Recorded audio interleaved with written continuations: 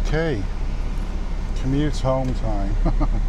Well, hey, now I'm just manoeuvring. I always go a bit quiet when I'm manoeuvring, trying to not hit cars or motorcycles. Right, what a day it has been. Still not happy about the parcel that never was. Wow, I find that a little bit annoying when, the parcel that never was. Well, it would be nice one day to get an unsolicited parcel. Oh, it sounds a bit ridiculous, I know, but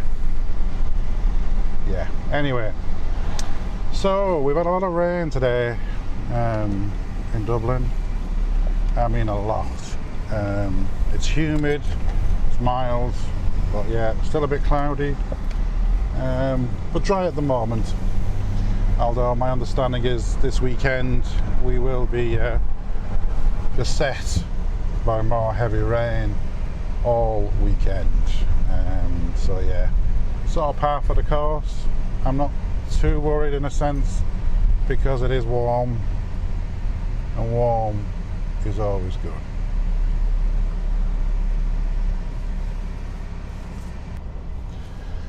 So it was quite a downpour earlier on. I suppose it's good for the ground, good for the grass, and good for this green emerald island that we live in.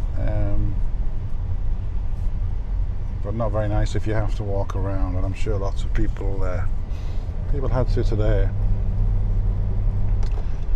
Okay. Just cornering quite fast. There was no tyre squeal, so that's good. Coming up past the mosque now.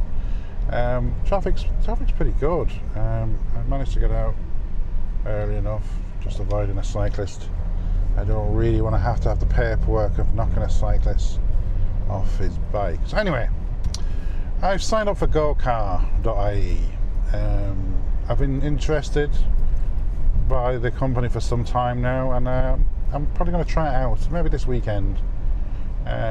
Just a little tester, see what they're like. So I'll just explain what it's about, how it works, why I've decided to sign up, and how the sign-up process went, which was quite funny. So basically, GoCar have an app, and you rent a vehicle.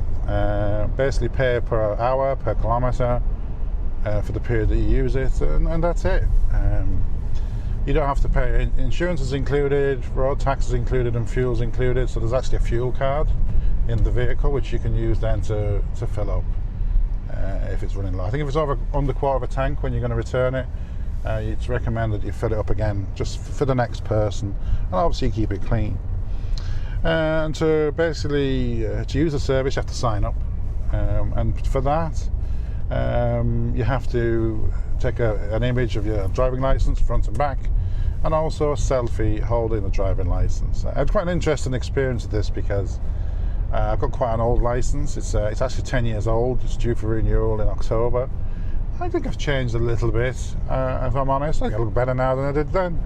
But I uploaded the information to the website, and I think it was on the Sunday, and then late on the Sunday, I think on the Monday, I got an email going, please upload a selfie. I thought, this is strange, because I've already done all that. So I went to the website, and everything was gone that I'd uploaded. So I uploaded a selfie, and then today I got an email saying, please reply to this email with your images of your license and your selfie for us to activate your account.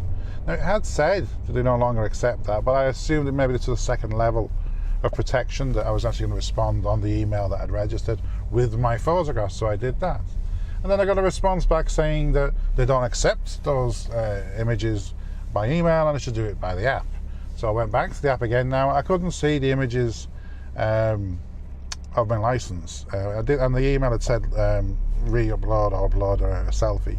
So I uploaded a selfie, and that's what I could see. So I thought I'd done everything, but apparently I had to re-upload the license as well. So I re-uploaded everything, and then now I've just had it activated. But I did wonder if people looked at the selfie.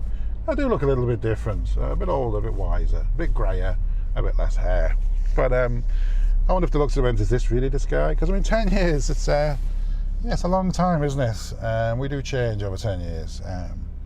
Anyway, it was approved and I've now got an active account. And basically the way you use the service is, if you have the app installed, you approach the car and the app will, unlock the car and give you access to be able to get to, I think there's a key box with a PIN code and you can get the key for the car. Away you go. You can also associate one of your cards as now like a chip and PIN card. You can also associate that with the service. You can do that on any car, even one that you're not actually going to book. And you go to the reader on the windscreen and you scan your card in, and that card is then associated. So if something happens to your app or your phone, you'll still have that card then so that you can access a vehicle. And then literally you drive off and away you go. There's a few nice features. You can pick what sort of vehicle you want and you can find out where it is by a map. There's a little combi van, there's a big van which is quite nice, could be handy for IKEA and other large purchases when you know they can't fit in the car. I thought that was very good. There's also electric cars and there's also cars with less branding, so they're not as obvious that it's a Go car. There's also a service whereby if you rent it over 6 hours, you can get like a cheaper per kilometre rate if you go in long distance. So there's an hourly rate and there's a distance rate, and it does vary between vehicles, which I thought was quite nice. And there's electric vehicles now, which is good. I have driven hybrid cars. I don't think I've driven an electric car. I don't remember driving an electric car, but it's a good opportunity for me to try one out. I believe they have a couple of BMW i3s, and there are other ones like the Nissan Leaf and vehicles like that. So it might be worth having a go, just to see what it's like, see if I can drive them. I think that'd be quite interesting. I do like the way you just pay for using the vehicle. Not quite sure it'd be any good for things like the commute and regular journeys, but maybe for certain journeys it could work out really well. I believe they're only really based in Dublin. I might be incorrect at that, and that's something I'll certainly have a look at. But I thought the rates were fairly reasonable. If it's only for a few hours or a day or so, well, I don't think it's too bad now. I was quite happy with the prices I've seen. I haven't seen the rates for everything. And I think being able to hire a van is just fantastic for a couple of hours. Nip up to IKEA or Argos or somewhere. And a big purchase, slip it in the back, take it home and then take the van back and just pay for what you've used. Fantastic.